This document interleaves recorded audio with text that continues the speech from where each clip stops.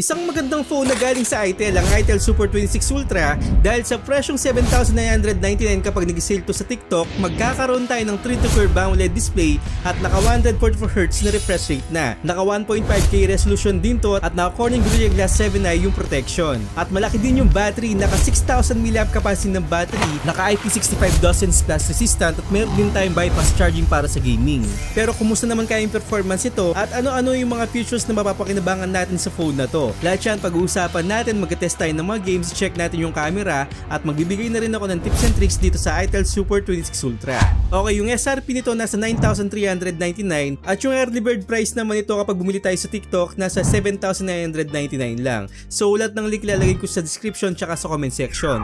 At sa box naman makikita natin agad yung specs dito, naka 8GB of RAM, 256 na storage na agad. Meron din tayong Type-C cable, 18 watts na charger, free tempered glass, mga documentation tapos cleaning kit. At last, meron tayong magnetic phone case dito kung sakaling meron kayong sasakyan, madali mo lang itong idikit. At pwede rin to sa power bank o yung mga external na SSD natin. Pero ang pinaka-paborito kong gamitin dito o ilagay yung phone cooler para mas malamig yung playing natin while using this phone.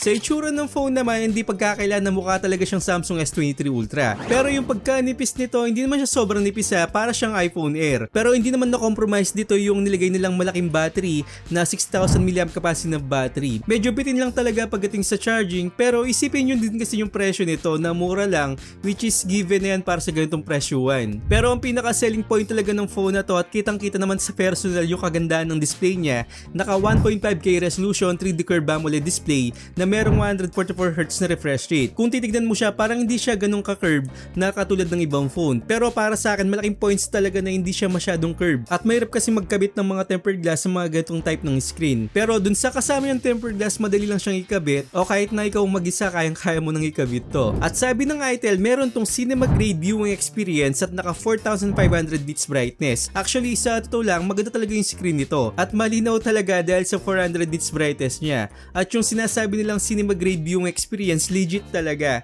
Dahil sa Netflix wala tayong HDR o hindi siya naka-activate sa apps na to. Pero naka full HD yung viewing experience natin dito dahil naka wideband L1 na siya.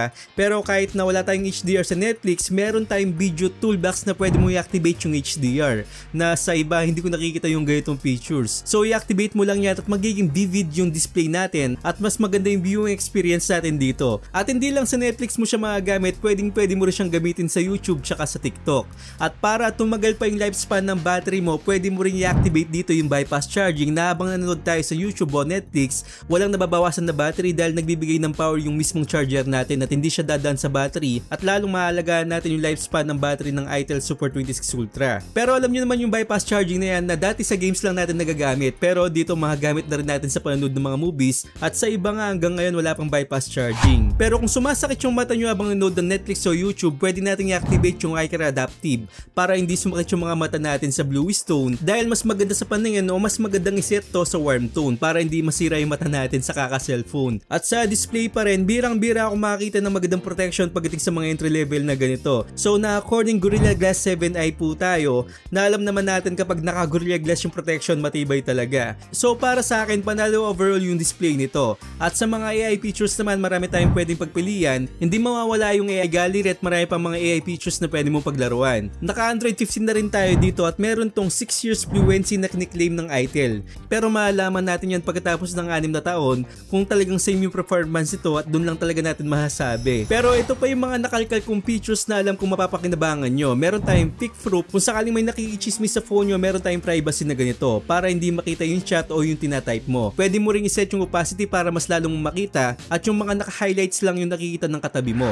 Meron din tong repair mode, kung sakaling may sira yung phone mo o magpapalit ka ng battery someday at ipapagawa mo sa nag-repair ng phone mo, pwede mong i-activate to. At pag-activate mo, meron tong password at pag-set ng password mo parang nasa factory settings na lang siya, as in walang makikita sa phone mo. At kapag nagawa na o nasa na yung phone mo, i-deactivate mo lang yan at babalik na sa dati yung phone mo. So meron din tong dynamic port na parang dynamic island sa iPhone at duwala para sa Facebook, Instagram, Messenger at lalong-lalo na rin sa TikTok. Then sa camera naman, meron tayong 50 megapixel na main camera at 32 megapixel front-facing camera. Well, sa presyo nito, maganda yung mga photos na na-produce niya, lalong-lalo na sa broad daylight, maganda yung color, tamang-tama yung timpla. May mga time na medyo bitin talaga ako sa kulay pero madali lang naman i-edit yan kasi yung sharpness nandyan na, konting edit na maglalagay ka ng konting saturation tapos itaas mo ng konti yung contrast, pwede mo nang i-post sa social media. Pero ang pinaka nagulat talaga ako sa camera niya, maganda yung portrait mode at maganda yung bokeh tsaka separation ng background. Birang-bira ako na makakita ng isang entry level na maganda yung portrait mode.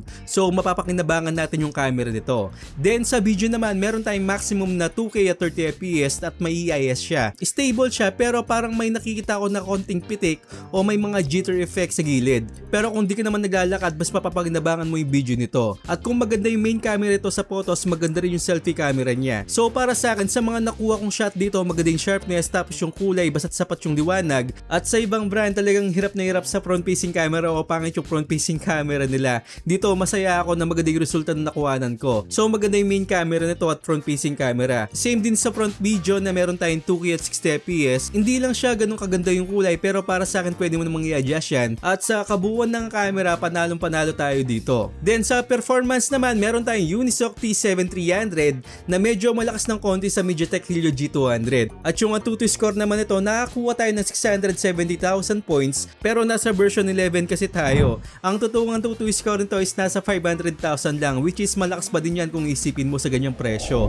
At hindi nga ako nagkamali dahil maganda yung playing ko dito sa Mobile Legends. Nakakuha ko ng 90 FPS, walang lag, walang frame drops, as in maayos talaga yung paglalaro ko. Tapos yung thermal nito maganda rin. Nakikita ko yung meter ko dito habang naglalaro ko ng 1 to 9 minutes, nasa 39 degrees Celsius lang. Tapos tumuntong lang siya ng 40 to 42 degrees Celsius nung patapos na yung games. So kitang kita naman na maganda yung thermal ng phone na to. Then sa Call of Duty Mobile naman, guarantee na makakuha tayo ng smooth na 60 FPS sa multiplayer at 40 FPS naman sa VR modes. Pero kita nyo naman yung galaw dito sa Call of Duty Mobile, napaka-smooth maglaro. So sa dalawang games na yan, panalo tayo. Sa Wild Rift naman, okay maglaro dito 55 to 60 FPS. May mga frame drops din paminsan-minsan pero umangat naman siya. At malamig din yung playing ko dito na nakakuha lang ako ng 39 degrees Celsius. At last, sa PUBG Mobile naman, nakakuha ako ng 60 FPS pero hindi siya ganun ka-stable. Pero alam ko maayos din to at playable naman siya. At nakatulong din dito yung game turbo natin while playing games. I-activate nyo lang yan sa max performance at gamitin nyo lagi yung bypass charging while playing dito para tumagal pa yung lifespan ng battery natin sa Itel Super 26 Ultra. So overall, maganda yung value na makukuha natin dito. Hindi naman design to as gaming phone talaga. Pero may pang pastime talaga tayo, lalong-lalo na smooth to sa ibang laro tulad ng Mobile Legends. Pero sa 6,000 na battery na tumatagal talaga, ang medyo cons ko lang dito yung charging niya na 80 watts lang pero given na yan sa mga ganitong presyo. At sa kabilang banda naman, maganda yung camera nito, maganda yung display at magandang protection na Corning Gorilla Glass 7i. So lahat ng link ilalagay ko sa description box tsaka sa comment section at I hope na nakatulong ako sa inyo at huwag niyong kalimutan mag-subscribe sa channel ko at hit yung bell icon para sa mga ganitong unboxing reviews, bagong kaalaman at katarantaduhan sa channel na to. So once again, ako po si Paul.